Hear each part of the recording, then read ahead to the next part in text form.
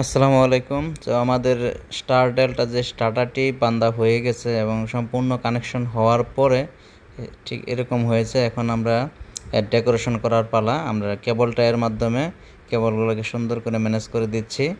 এতে যেমন সুন্দর একটা লুক আসবে, সেই সাথে তারগুলো আরও নিরাপদ থাকবে, এলোমেলো হবে না, তার ছিঁড়ার সম্ভাবনা কম থাকবে। দেখেন আপনারা আমাদের কিছু কেবল টাই দিয়ে কত সুন্দর করে বাধাই করা হচ্ছে।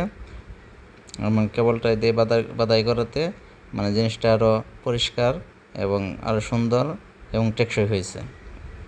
দেখুন কেবলটা দিয়ে বাঁধার পরে এই কেবলটা এগুলো আমরা একটি মানে কাটিংয়ের সাহায্যে কেটে দেব, একদম ছোটো ছোটো করে। কাটার পরে লুকটা আরও সুন্দর আসবে এবং আমাদের কাজ প্রায় শেষের দিকে। এটা কাটাকাটি হয়ে গেলে আমরা এটাকে নিয়ে আবার মোটরের সাথে ফিটিং করব, হলে আমাদের এটা আবার ফাইনাল টেস্টিং হবে।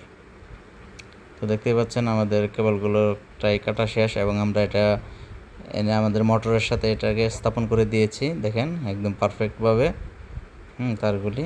এখন আমরা স্টার্ট করব মোটরটি। স্টার্ট করার জন্য আমরা পোষণে চাপ দিয়ে দিব। দেখছেন স্টার্ট হয়ে গেছে ইনশাল্লাহ, এবং টাইমারের সাথে সাথে কন্ট্যাক্ট চেঞ্জ হচ্ছে। এবং দেখতেই পাচ্ছেন কত স্পিডে আমাদের মোটরটা ঘুরছে। এটা একটি রাইস মিলের মোটর, 30 স্পিড। তো এই ধরনের ভিডিও যাদের পছন্দ তারা আমার পেজের সাথে থাকতে পারেন। এরকম টেকনিক্যাল ভিডিও, বিদ্যুতিক সম্পর্কে ভিডিও আপনারা পাবেন। ভিডিওটি সম্পূর্ণ দেখার জন্য সকলকে আন্তরিকভাবে ধন্যবাদ।